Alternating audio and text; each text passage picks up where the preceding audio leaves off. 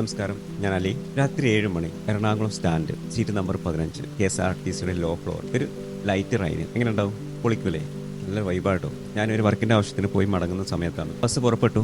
ഞാൻ ടിക്കറ്റ് എടുത്തത് കോട്ടയ്ക്കൽ ചെങ്കുവട്ടി ഭാഗത്തേക്കാണ്. എനിക്ക് ഏകദേശം ഒരു 4.5 മണിക്കൂർ റണ്ണിങ് ഉണ്ട്. ഞാൻ പറയാൻ വന്നത്, നമ്മളൊക്കെ KSRTCനെ കുറിച്ചിട്ട് മോശം അഭിപ്രായം പറയാറുണ്ട്, നല്ല അഭിപ്രായം പറയാറുണ്ട്. അതിലെ ക്രൂ മെമ്പേഴ്സിനെ കുറിച്ചിട്ട് നമ്മൾ മോശമായ രീതിയിലൊക്കെ പറയാറുണ്ട്. പക്ഷെ എനിക്ക് പറയാനുള്ള ഒരു അനുഭവം, ഒരു ഹൃദയസ്പർശിയായിട്ടുള്ള, അല്ലെങ്കിൽ എനിക്ക് തോന്നിയ ഒരു അനുഭവമാണ് ഞാൻ നിങ്ങളോടൊന്ന് പങ്കുവെക്കണം എന്ന് തോന്നി വന്നതാണ്. എൻ്റെ സ്റ്റോപ്പ് ഒരു 5 കിലോമീറ്റർ ഏകദേശം പോയി കഴിഞ്ഞാൽ എൻ്റെ സ്റ്റോപ്പ് എത്തും. ഞാൻ പതിയെ എണീറ്റ് കുറച്ച് മുമ്പിലോട്ട് വന്നിരുന്നു. കാരണം നല്ല മഴ ആയതുകൊണ്ട് എനിക്ക് അത്ര വിസിബിലിറ്റി ഇല്ല പുറത്തോട്ട്.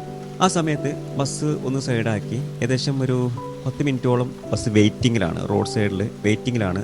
അതെന്താണെന്ന് അറിയാൻ വേണ്ടിയിട്ട് ക്യാബിൻ്റെ അടുത്തോട്ട് ചെന്നപ്പോൾ ഒരു പെൺകുട്ടി ആ ക്യാബിൻ്റെ അടുത്ത് നിൽക്കുന്നുണ്ട്. അവളെ കയ്യിൽ ബാഗുണ്ട്. അപ്പോൾ അവൾ പാസഞ്ചറാണ്, അവൾക്ക് ഇറങ്ങാനുള്ള സ്റ്റോപ്പാണ്. അപ്പോൾ ഞാൻ തിരക്കിയപ്പോൾ അവളെ പേരൻസ് വരാൻ വേണ്ടി ബസ് വെയിറ്റ് ചെയ്ത് നിൽക്കുകയാണ്. അത്ഭുതപ്പെടുത്തിയൊരു കാര്യം തരും, രാത്രി കാലങ്ങളിൽ പെൺകുട്ടികളെ അവരെ പേരൻസ് വന്നതിന് ശേഷം മാത്രമേ ബസ് എടുത്ത് പോവാവൂ എന്ന് അവരുടെ റൂളായിരിക്കാം. പക്ഷേ ആ റൂളിനെ കുറിച്ചിട്ടൊന്നല്ല സംസാരിക്കാൻ വന്നത്. ആ ഡ്രൈവർക്ക് 2 രീതിയിൽ അതിനെ പറയാം. കാരണം ഈ കുട്ടിക്ക് അരമണിക്കൂർ മുന്നേ വീട്ടിലോട്ട് വിളിച്ചിട്ട് ഇന്ന സ്റ്റോപ്പ് എത്തുന്ന സമയം, ഈ സ്റ്റോപ്പിൽ എത്തുന്ന സമയം പറഞ്ഞുകൊണ്ട് ആ പേരൻസിനോട് വന്ന് നിൽക്കാം എന്ന് ഈ കുട്ടിക്ക് പറയാമായിരുന്നു. പക്ഷേ ഈ ഡ്രൈവർ അതൊന്നും ആ കുട്ടിയോട് പറയുന്നില്ല. അങ്ങനത്തെ ഒരു കാര്യം സംസാരിക്കുന്നില്ല. ബാക്കിൽ ആരൊക്കെ പറയുന്നുണ്ട്, മോളെ വിളിച്ചു നോക്ക്, എത്ര നേരമായി ബസ് നിർത്താൻ തുടങ്ങിയിട്ട്. സമയം ഏകദേശം ഒരു 11:30 ആയിട്ടുണ്ട്. അപ്പോൾ ആ കുട്ടി പറയുന്നത്, ഞാൻ ഇറങ്ങിക്കോളാം, അവർ വന്നോളും എന്ന് പറയുന്നുണ്ട്. അപ്പോൾ ആ ഡ്രൈവർ പറയുന്ന ഒരു കാര്യമുണ്ട്, നിന്റെ പേരൻസ് വന്നിട്ടേ നമ്മൾ ഇവിടുന്ന് പോവുള്ളൂ, നീ ഒരു പേടിയും മേടിക്കണ്ട കേട്ടോ, നിന്റെ പേരൻസിന്റെ കയ്യിൽ ഏൽപ്പിച്ചിട്ട് ഇവിടുന്ന് പോവുള്ളൂ.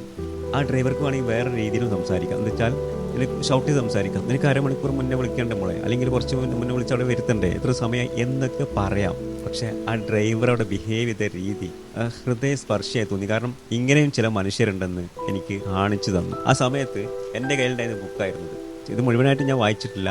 ഖദീജ ഇതിൽ ആമുഖത്തിൽ പറയുന്നുണ്ട്, എന്താ അറിയോ, സ്നേഹിക്കാൻ പറ്റുന്ന മനുഷ്യരാണ് ഈ ലോകത്ത് മറ്റെന്തിനേക്കാട്ടും ജീവിക്കാൻ ആവശ്യം.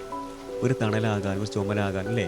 ആ മനുഷ്യൻ്റെ ഒരു ബിഹേവിയർ, പെരുമാറ്റമാണ്, അയാളുടെ റെസ്പെക്റ്റും അയാളുടെ സ്നേഹം എനിക്കൊക്കെ തോന്നിയത്. കാരണം അതിനെ കൊടുക്കാൻ മനുഷ്യനറിയാം സ്നേഹം പ്രകടിപ്പിക്കാൻ, പക്ഷെ പ്രകടിപ്പിക്കൂല. ഒരുപാട് സന്തോഷമായി. ആ മനുഷ്യൻ്റെ പേര് എനിക്കറിയില്ല കേട്ടോ, ആ ബസ്സിൻ്റെ നമ്പറൊക്കെ ഈ കാണുന്നതാണ്. എനിക്ക് എന്താ പറയേണ്ടതെന്നറിയില്ല. പക്ഷെ എനിക്ക് ആ ചേട്ടനോട് പറയാനുള്ളത് എൻ്റെ ഹൃദയത്തിൽ ഇവിടെ ഉണ്ട്.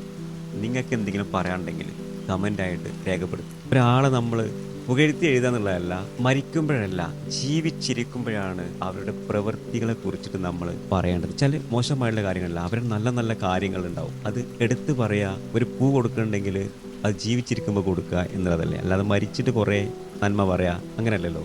അതുകൊണ്ട് നിങ്ങൾക്ക് എന്തെങ്കിലുമൊക്കെ ഈ ഒരു അനുഭവത്തെക്കുറിച്ച് പറയാനുണ്ടെങ്കിൽ കമൻ്റായിട്ട് ഒന്ന് രേഖപ്പെടുത്തും.